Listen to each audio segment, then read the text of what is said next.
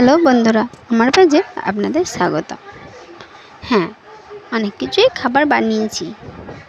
এটাও একটা নতুন রেসিপি, মানে আমার কাছে নতুন বা আপনাদের কাছে হয়তো নতুন নয়, কিন্তু আমি এটা আপনাদের মানে আমার এই পেজটাতে নতুন দেখাচ্ছি বানিয়ে, সেজন্য এটা নতুনই বললাম। হ্যাঁ, বিশেষ কিছু না, এটা হলো মানে ঘরোয়াভাবে ফিশ কাটলেট। প্রায় 17-18 পিসের মতন মাছ ছিল, একটু নুন হলুদ দিয়ে সেদ্ধ করে নিয়েছিলাম। তারপর এবার মাছের কাঁটাটা ছাড়িয়ে নিলাম, ভালোভাবেই কাঁটাটা ছাড়িয়েছি। এবার জানি না আরও কাঁটা আছে কিনা, যাই হোক দেখি। প্রথমে ভালো করে মাছটাকে মানে কাঁটা ছাড়িয়ে নেবার পর হলুদ গুঁড়ো, তারপর লঙ্কার গুঁড়ো, তারপর আবার জিরে গুঁড়ো, তারপর ধনে গুঁড়ো, এসব দেয়া হচ্ছে। তারপর আরও অনেক কিছু দেয়া হবে। ভালোভাবে মাখাচাকা করে নিলাম। দিয়ে দিলাম অল্প পরিমাণে বেসন। তারপরে আরও অনেক কিছু দিতে বাকি আছে। তারপর দিয়ে দিলাম গোটা জিরে। গোটা জিরে দিলে খুব ভালো লাগে। তারপর একটু একবার মেখে নিলাম। তারপর আরও অনেক কিছু দিতে বাকি আছে। তারপর দেয়া হলো গোলমরিচের গুঁড়ো। হ্যাঁ, এত ভালোভাবে মাছগুলোকে ছাড়িয়ে নেবার পরও কাঁটা দেখতে পাওয়া যাচ্ছে। ভালোভাবে বেছে ফেলে দিলাম, কেননা বাচ্চারা আছে, বলা তো যায় না।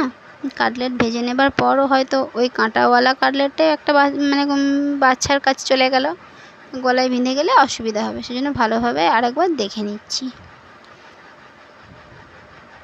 এরপর দেয়া হলো কসুরি মেথি পাতা। মেথি পাতা দিলে খুব সুন্দর সেন্টটা হয়।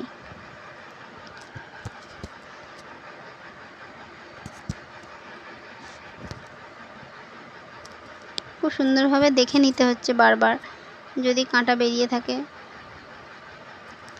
তারপর আবার দিয়ে দিলাম একটুখানি, খুব একটা বেশি না, অল্প পরিমাণে সোডা, বেকিং সোডাটা আর কি। তারপর ভালোভাবে একটু মাখচাক করে নিচ্ছি। তারপর দিয়ে দিলাম একটু কর্নফ্লাওয়ার। বেসনও দেওয়া হয়েছে, এবার কর্নফ্লাওয়ারও দেওয়া হচ্ছে। তার কর্নফ্লাওয়ারটা একটু মোটামুটিভাবে দিতে হচ্ছে। তারপর একটু ভালোভাবে মেখে নিলাম।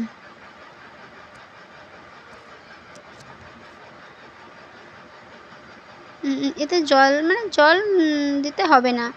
মাছের মধ্যে যে একটা রস আছে, সেই সেদ্ধ করা হয়েছিল, সেই রসেতেই প্রায় পুরোপুরি মাখা হয়ে গেল। হ্যাঁ, আর একটু কর্নফ্লাওয়ার দিতে হচ্ছে, নাহলে আঠা আসছে না, পাকানো যাবে না আর কি।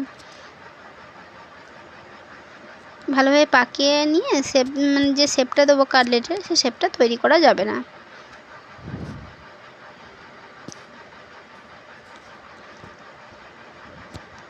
এরপর একটু নুনও দিয়ে দিলাম, এটাই হলো আসল জিনিস।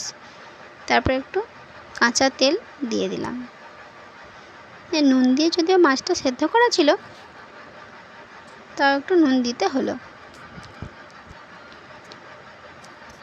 এরপরে দিয়ে দেবো আদা রসুনের পেস্ট আর পেঁয়াজ কুচি।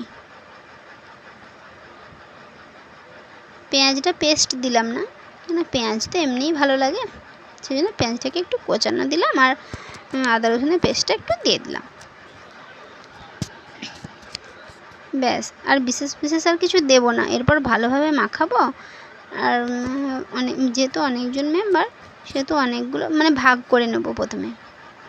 তারপরে কাটলেটের আকারে মোটামুটি একটা শেপ তৈরি করে। হ্যাঁ, এটা আমার বাপের বাড়ির রান্নাঘর।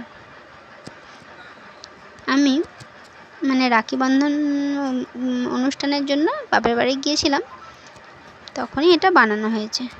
এই ভিডিওটা আপনাদের সঙ্গে ঠিক টাইমে শেয়ার করতে পারিনি, সেজন্য পরেই শেয়ার করলাম। ভাইদের ইচ্ছা হয়েছে দিদির হাতে ফিশ কাটলেট খাবে। এটা আমি মোটামুটি ভালো বানাতে পারি, ওদের খুব ভালোও লাগে। ফিশ কাটলেট আর একটুখানি টমেটো কেচাপ, ব্যাস, আর কিছু লাগবে না। এবার ভাজা হবে, তেল গরম করতে দিয়েছি। এরপর ভাজা হচ্ছে, একটু হালকা আঁচে ডিপ ফ্রাই করেই ভাজতে হবে, নাহলে ভেতরটা আবার কাঁচা থাকতে পারে। কাঁচা বলতে মাছ তো সেদ্ধ করাই আছে, সেরকম কাঁচা নয়, কিন্তু ভালোভাবে না ভাজলে পুরোপুরি ভাজা হবে না। যাই হোক, ভাজা প্রায় মানে অনেকবার, একবারে তো আর হয়ে উঠবে না, যেহেতু অনেকগুলো আছে, যেহেতু মানে প্রথমবারের যে কড়াইয়ের যে ভাজাগুলো দিয়েছিলাম সেগুলো হয়ে এসেছে। এবার তুলে নেব।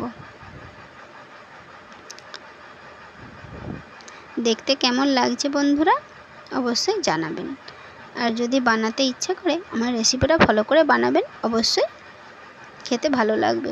এটা আমি এর আগেও অনেকবার বানিয়েছি আমার শ্বশুরবাড়িতে, সবাই ভালোই বলেছে। আর বিশেষ কিছু বলবো না, আমার চ্যানেলটিকে লাইক কমেন্ট শেয়ার করবেন এবং ফলো করবেন। বাই বন্ধুরা।